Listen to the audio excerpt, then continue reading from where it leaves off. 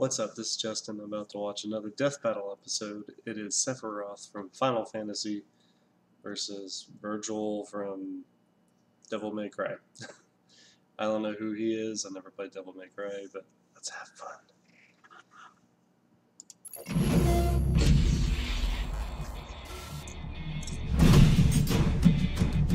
I got my money on Sephiroth. The great philosopher Plato once said, "The measure of a man is what he does with power." But to these guys, power is the measure of a man. Sephiroth, the fearsome one-winged angel of Final Fantasy. And Virgal, the half-demon son of Sparta from Devil May Cry. He's Wiz and I'm Boomstick. And it's our job to analyze their weapons, armor, and skills to find out who would win a death battle. Through the millennia, legends were passed of a source of unlimited energy, the Promised Land. Unfortunately, all hope of finding this sacred ground had been lost, until the Shinra Electric Power Company excavated the remains of a being believed to hail from the very land they sought. They called this weird naked purple lady Jenova and thought that if they could bring her back to life, she could help them find the Promised Land. But apparently, they just didn't have any Phoenix Downs. If they couldn't resurrect a being who could lead them to the Promised Land, Shinra decided they would simply create their own. After many experiments infusing Jenova's cells with those of a human's, they finally found their savior. His name was Sephiroth. With hair like that, it's no wonder he was created in a lab. Look at how majestic that mane is. According to Final Fantasy lore, Sephiroth has to use an entire bottle of shampoo and conditioner every single time he bathes. Why do you know that? Did you join his fan club or something? So he's the same age as research. me. But Holy shit. Shinra wasn't interested in Sephiroth for his hair. Instead, he was an essential part of their soldier program. Wait, this electric company has their own private military? I'd hate to miss a payment with those guys, especially if they sent Seph after me. I mean, look at the ridiculously long sword he keeps with him. That's his Masamune. This 7'2" behemoth of a blade is a lot like the Nodachi swords they used back in feudal Japan. But instead of wielding something long with two hands like those, Sephiroth only needs one. Even that speaks nothing of his effectiveness as a warrior. Yeah, you know when people spread legends of someone, they usually make him out to be even better than he really is? It's the total opposite with Sephiroth. With his superhuman speed, strength, and durability, Sephiroth was instrumental in ensuring Shinra's victory in the Wutai War, conquering the last free nation on the planet. He returned home a legend. But all those warm, fuzzy feelings of victory didn't last long. While on a mission to the town of Nibelheim, Sephiroth found a bunch of books on the Jenova project. That's when he discovered he was a secret science project the whole time. The truth crushed Sephiroth and drove him mad. In a rage, he annihilated Nibelheim, but was stopped by a mercenary named Cloud Strike. Sephiroth was impaled by the Buster Sword and fell to his death. Oh, well, that's disappointing. Which is what I would have said if Sephiroth hadn't dropped into a hole in the ground that led him to the giant Windows screensaver called the Life Stream. The Life Stream is a buried river of energy which basically maintains life across the planet. Normally, merging with the Life Stream is the equivalent of entering the afterlife, but not for Sephiroth. And this is where things get weird, so buckle up. Still conscious, Sephiroth's essence floated through the life stream for years until he absorbed enough energy to rebuild his body. With the energy of the life stream, he can control other beings with Jenova's cells. Including the corpse of Jenova, who he manipulated like a puppet and disguised as himself. Oh, what the hell? That's his mom? Who would do that to their own mom? I mean, I know she's a genocidal alien, but... Fun fact, I've actually played the first 6 Final Fantasy games. I've never actually beat the 7th. I own it, but I only played about an hour's worth, so I've been meaning to finish. But come on! Probably makes a good breakfast. But Sephiroth's descent into the life stream offered him even more. It transformed him from a mere super soldier into the most dangerous being on the planet. He's strong enough to throw a man hundreds of feet skyward, move at supersonic speeds, and withstand brutal stab wounds through vital organs.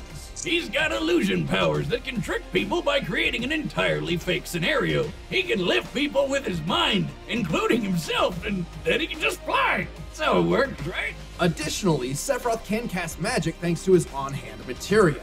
Materia is crystallized life energy which grants different powers according to the type of materia used. This lets Sephi attack with fire, lightning, ice, and earth-based magic. He can block attacks with barrier and reflect, and heal himself with cure and regen. And ever since jumping into the life stream, he's had unlimited access to his magical powers. With his new godlike abilities, Sephiroth began a plan to stop mankind from drying up the planet's life force.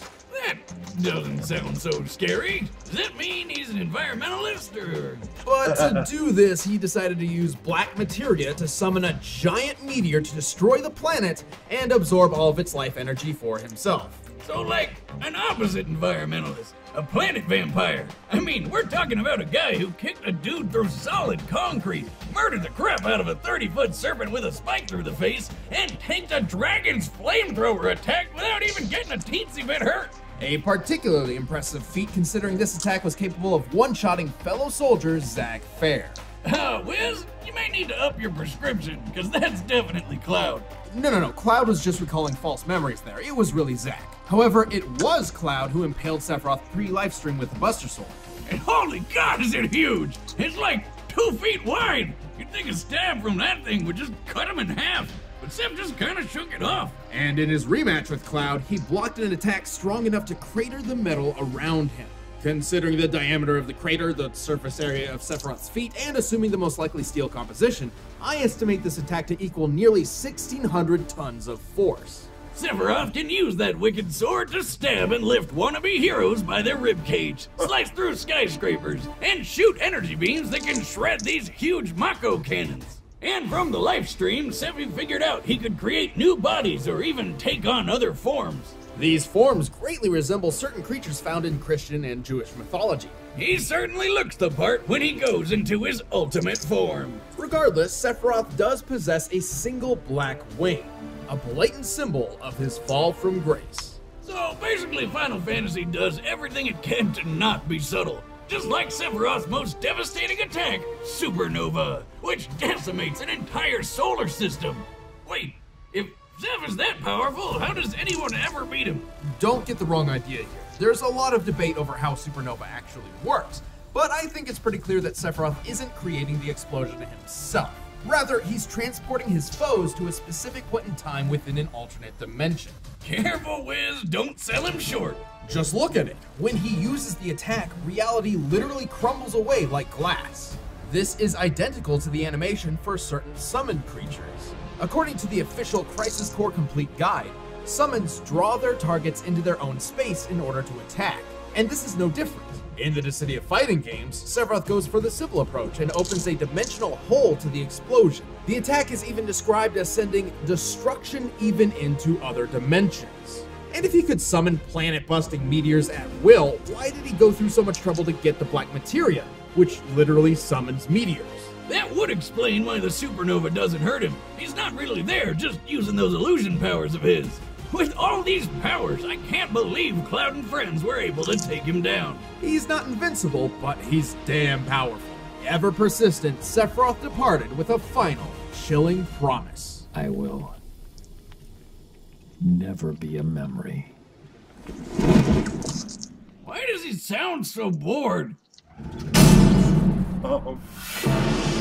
2,000 years ago, a great mutiny transpired in the underworld. The demon warrior Sparta rebelled against his evil master, Mundus. To protect the world, Sparta did his best to seal the connection between...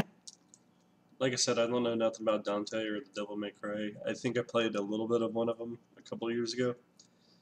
But I got my money on Seth, just because I do like him. Final Fantasy, One Wing Angel. Awesome. Hell and Earth. But then Sparta got lonely, or maybe it was just a sausage fest in there. Either way, he snuck out of hell long enough to knock up this chick named Eva, and she popped out a couple of awesome demon slayers. Nice choice. You may remember the younger of the two, Dante. Oh yeah, he fought that witch chick with the hair. But the eldest and potentially deadliest brother was the one and only Virgal. Virgil and Dante were rivals from birth. Dante was a goofball, Virgil was serious. Dante hated his being a demon, and Virgil loved it. It's that classic odd couple scenario. But then one fateful day, in an act of vengeance against the late Sparta, a group of rogue demons separated the two brothers and killed their mother. Virgil was believed to be dead. But in reality, Virgil survived and set out on his own path to seek his father's immense power for himself. And he's 100% equipped to be a butt-kicking demon slayer just like his pops. As a half-demon, Virgil can jump several times his own height, move at supersonic speeds, and heal himself quickly, kinda like that Wolverine guy. He can tough out getting stabbed through the lungs, intestines, the heart, body parts I'm pretty sure most people need. Not if my experiment has anything to say about it. You say something, Wiz? I said not if Virgil's abilities have anything to say about it. Well, sadly for any human demon or human demon who gets in his way, Virgil also happens to carry some extra deadly weapons on hand, including a spiffy katana called Tomato. Yamato. It's said that this sword can cut through anything, even dimensions, and probably tomatoes. Actually, Yamato is the exact thing Sparta used to seal hell from Earth in the first place. Virgil's sword fighting prowess draws from his Dark Slayer fighting style, which emphasizes teleportation, lightning quick movements, and even quicker slashes straight from the sheath. This technique is directly influenced by Iai Jutsu, the real-life Japanese art of the quick draw. And thanks to Virgil's demonic powers, he can attack so fast the blade seems invisible. Yeah, the only thing better than fighting with one sword is fighting with 8! With Virgil's ghostly summoned swords, he can turn himself into a living Beyblade, fire them like a machine gun, or make it rain! Blades may be Virgil's bread and butter, but if he needs to focus on brute strength, he switches to Beowulf. He can charge up blink of an eye punches and kicks that hit like a cement truck made of lead and KO some of the toughest demons in just a few hits. And hey, looks like he digs Street Fighter. There's one more trick up Virgil's sleeve. Thanks to his demon blood, he can access a form known as Devil Trigger. And this mode amplifies everything. His strength, speed, and healing all get a huge boost, making him several times deadlier than before. Plus, he just looks badass. In his quest to become as powerful as his father, Virgil's abilities skyrocketed. He's taken down dozens of demons in the blink of an eye, and escaped an illusion from the sorcerer Arkham, which makes normal people go crazy. But if anything's gonna show off what a son of Sparta can really do, it's pitting him against his bro. Sure, Virgil can easily avoid Dante's bullets, but why dodge them when you can spin your sword, line them all up, and fire them back? Like a boss. In the same battle, cool. they briefly created a 12-foot diameter open space in a heavy rainstorm with nothing but their sword swings. On average, storms can fill a cubic foot space with as many as 30 raindrops. So, Virgil and Dante must have destroyed 108,000 raindrops in less than a second. If Virgil can swing his sword that fast, I bet he'd make a killing mowing lawns, or chopping meat at the deli, or giving haircuts, or doing that thing where he chops bad guys to pieces so fast they don't even realize they're dead yet. Like when he fought Beowulf. The monster, not the weapon. And then he punched him so hard he flew 55 feet up and hit the ceiling. When comparing Beowulf's size to Virgil, he appears to be as large as an elephant. Given what's available, this seems like our best measure of Virgil's strength, but there is one issue. The Devil May Cry series makes frequent use of slow motion to depict the absurdity of these characters, and this could be a similar case. So let's look at another slow-mo feat, the rainstorm fight. At one point, the rain freezes in place for about 2.5 seconds, as Virgil and Dante keep moving, indicating a 14,500% speed increase in real time. Applying the same degree to the Beowulf punch gives us an acceleration speed of about 4,882 feet per second. With that in mind, we can apply our previous data to deduce the maximum height sans ceiling, and determine Virgil's striking strength to be nearly 720 million newtons of force. That's a lot! It matches Virgil's incredible toughness, too. We already mentioned his super healing factor, but it's even more overpowered than you think. Virgil once got completely cut in half, but healed so fast that it's impossible to even notice. And his regeneration ability can be worn down. Yeah, that's how this weird jester guy beat him. But it takes a lot to pull off, and Virgil can always just use Yamato to hop through dimensions to get away if he wants. Sadly, Virgil never got to rule the demon realm like he wanted. Instead, the Demon King Mundus permanently transformed Virgil into his puppet. irreversibly manipulating his mind in the process. And then Dante kind of, exploded him. But 1 or 2 losses against someone who's basically goddamn Satan hardly makes him a weakling. Hell and Earth trembles before the power of Virgal. It'll be fun to fight the Prince of Darkness. So the fuck, If my okay. father did it, I should be able to do it too.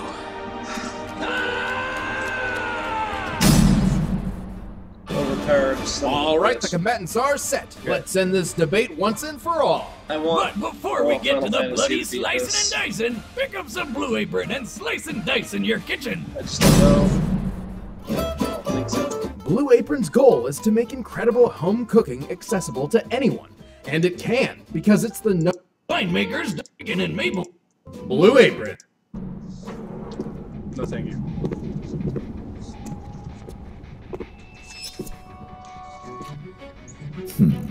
You are powerful. I can see it. Who are you? Your despair.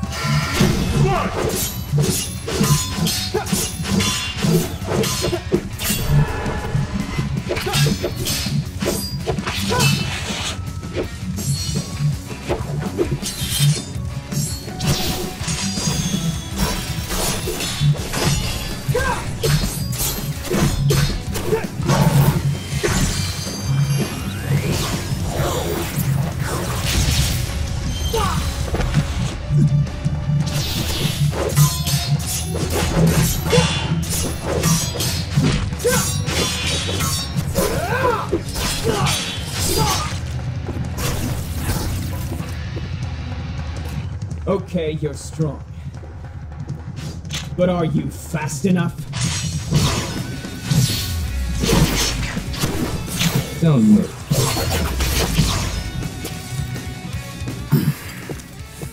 I suppose it can't be helped. Oh shit. That's fucking cool.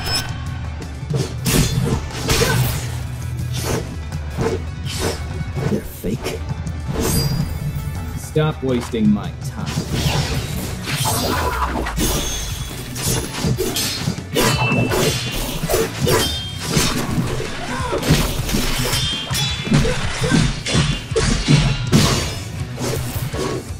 You're going down.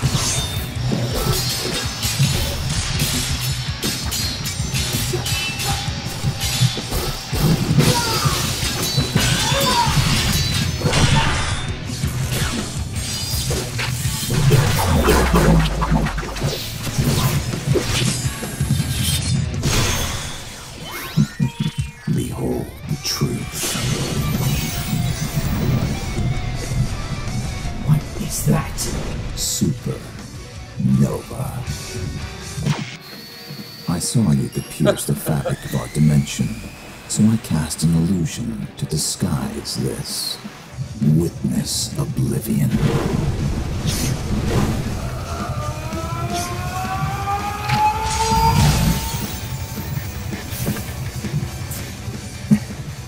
I'm free. Awesome. So you are.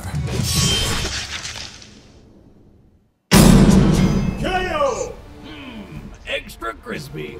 These two were extremely powerful swordsmen, but Sephiroth's Okay, I was a little worried, but I'm happy now. cunning and stronger abilities led to his victory. Wait a minute, I thought the lore said Virgil's sword could cut through anything. Why didn't it cut through Sephiroth's sword? Yamato was a unique weapon, but its legend clearly exaggerated. On multiple occasions, it's clashed with Dante's blade and even a common rocket launcher without cutting through either, and sometimes requires an exuberant amount of force to cut through tougher material. But let's discuss the real facts. Like strength. So Virgil with Beowulf could do 720 million newtons, right? But there aren't a lot of good Sephi strength feats to compare. First, let's compare Sephiroth to a fellow first-class member of the soldier fighting force, who had also been experimented on with Genova cells, Zack Fair. Remember him? He's the Knot Cloud guy who fought that dragon. At his peak, Zack could cut through a large metal door with one swing, seemingly with most of his strength. Given the size and width of the door, this feat's sheer strength comes out to 980 million newtons. And Seph was way stronger than Zack. In fact, if we look at their strength stats when they fought that dragon, Sephiroth was 3.5 times stronger than Zack. Putting Sephiroth's strength output at over 3 billion newtons. That's almost as much force as 30 Hiroshima bombs.